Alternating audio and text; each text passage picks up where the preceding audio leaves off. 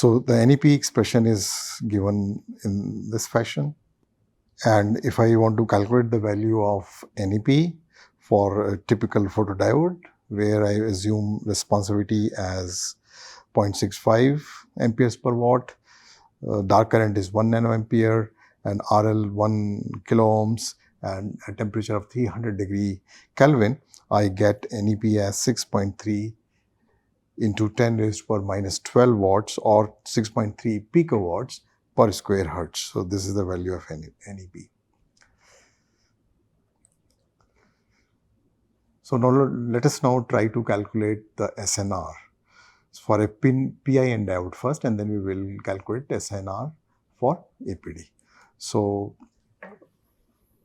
for PIN, again assuming some typical values of responsivity, ID dark current, assuming load resistance as 1 kilo ohm and 500 milliwatts of power, and suppose I am working at 850 nanometer and the bandwidth is 100 megahertz. So I can calculate the current flowing, which is 0.325 microamperes, and RMS short noise because of the signal is 2E responsivity power into delta F square root, and this is about 3.2 nanoamperes, and the short noise because of the dark current is 2E ID delta F, which is 0.18 nanoamperes. So you see here the short noise because of the signal current is much more than the short noise because of the dark current. So in the calculations you may neglect it because the value because short noise is due to signal is much higher than the short noise due to the dark current. And the thermal noise, if you see, is 40.7 nanoamperes, which is much higher than the short noise signal and obviously much higher than the short noise dark current. So it is a thermal noise dominated system. And if you plug in the values of signal power and noise power, then you get this ratio 63, and convert into dB, you get 18 dB of signal to noise ratio. So this is what you will get at the receiver for these set of components. Now let us calculate the signal to noise ratio for APD. As we discussed last time, that APD gives you a gain of M. There is an amplification gain because of the avalanche effect. So the current which is produced is M times than what it is produced in a PIN diode. So it will be M responsivity into power. And the short noise current will be, again there will be an increase of short noise current because there is a avalanche effect. So the short noise component, average value of the square short noise component is M raised to 2 plus X, and X actually depends on the material, into T2E, this is I, plus ID delta F. So there is a factor of M raised to 2 plus X, and this X for silicon it is 0.3, for InGas it is 0.7, for germanium it is 1. So depending upon the material, you have to put this value of X to find out the average square of mean square short noise current. So the SNR for an APD will be, this is a signal power, notice a factor of M square here, and then this is the short noise which has M raised to 2 plus X, and usual short noise because of the signal and because of the dark current here, and this is the thermal noise component. Example, so if the gain is 50, and let us assume for simplicity X is 0, so and responsivity is 0.65 amperes per watt, 1 nanoampere of dark current, 1 kilo ohm of load resistance, 500 milliwatt of power, lambda 850, and suppose bandwidth is 100 megahertz, and the signal current which you get is 16.25 microamperes, And RMS short noise because of the signal will be 161. I mean, you have to use the earlier expressions to find out these values.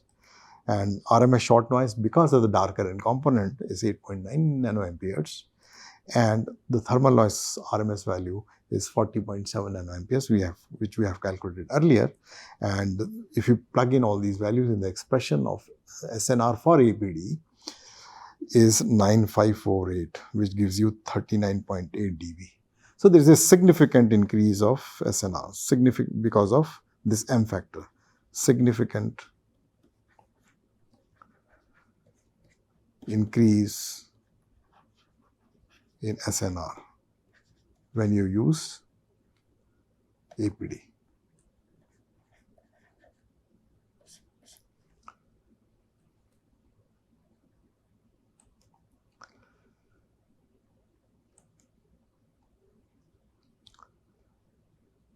So now let us try to understand more about this factor M.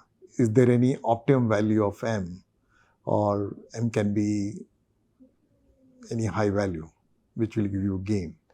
So this is the expression for SNR for APD.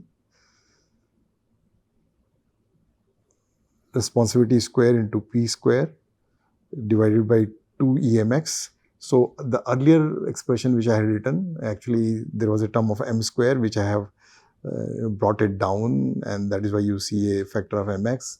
In the earlier expression, x was actually m2 plus x. So m square gets cancelled, and this m square is also coming here. So this is a modified version, bringing m square, which was in the numerator, to denominator, and doing some manipulation. What we get is this expression which is shown here. Now, if you see here, if I increase m, the first component in the numerator, that value will increase. It will have an effect of SNR going down. So increasing m here will make SNR going down because the noise component, the short noise component has increased. Whereas if I increase m here, the second component in the denominator will actually increase the SNR because this m is coming in the here. So increasing m, the first component, it is decreasing the SNR, and increasing m, the second component is increasing the SNR. So that means there is some optimum value of m which will maximize the SNR. So how do you find out that optimum value of m? You have to differentiate denominator with respect to m and equate to 0. You will get the optimum value of m. So if I do this differentiation and equate to 0, I get m optimum 2 plus x is equal to 4 Boltzmann constant into temperature into x into electronic charge, load, within bracket the photocurrent and the dark current. So this is the optimum value of m. And for silicon APD, as I mentioned earlier, the value is 0.3 x. RL, I'm assuming, is 1 kilo ohm, and P, say 100 nanowatt. ID is, say, equivalent to 0. There is no dark current, and the responsivity is 0.6 amperes per watt. Then I calculate, I get m optimum as 42. So this will maximize your SNR. So it is not always necessary to increase the value of m to get a good SNR, because we see that one component of the noise is decreasing the SNR, other might be increasing the SNR, but the overall effect, that is, getting maximum SNR, we require some optimum value of m, which in this case, or in this example, is 42.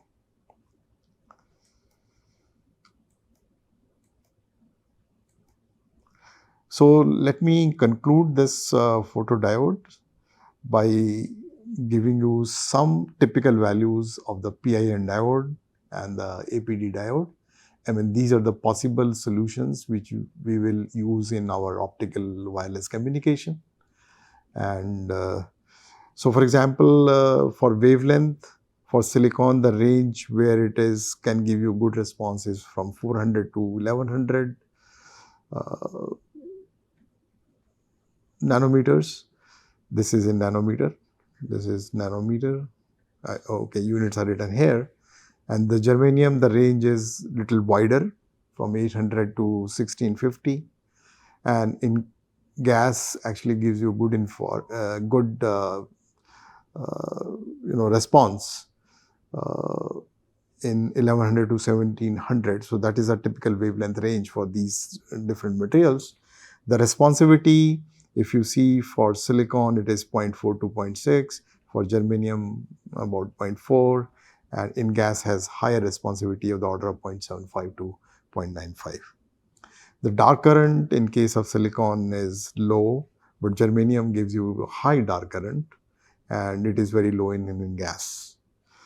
The rise time TR for silicon is 0.5 to 1, because the bandwidth of the device actually depends on TR. This is what we have seen when we are doing response time calculations. We got F is equal to approximately 1 by TOR or TR. And for germanium, 0.1 to 0.5, in gas is 0.05 to 0.5. So accordingly, you can calculate the typical bandwidth, and the typical bandwidth actually it is given here. It is 0.3 to 0.7 gigahertz. This is 0.5 to 0.3 gigahertz, and this is 1 to 2 gigahertz.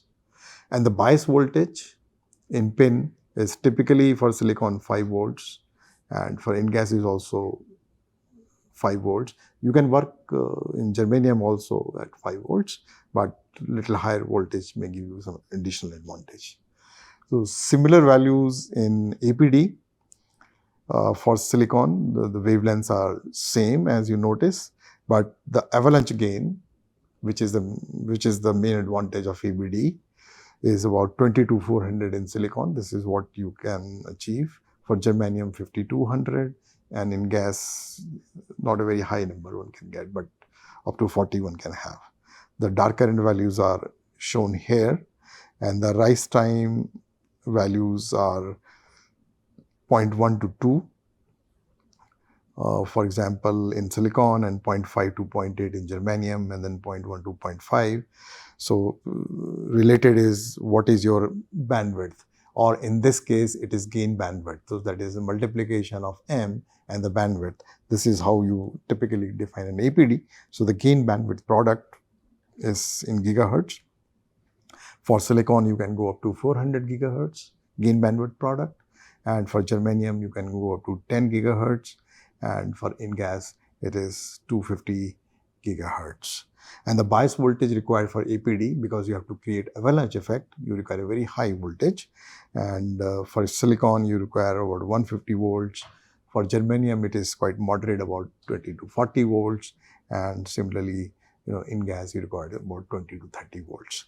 So this is in brief the comparison between PIN and APD.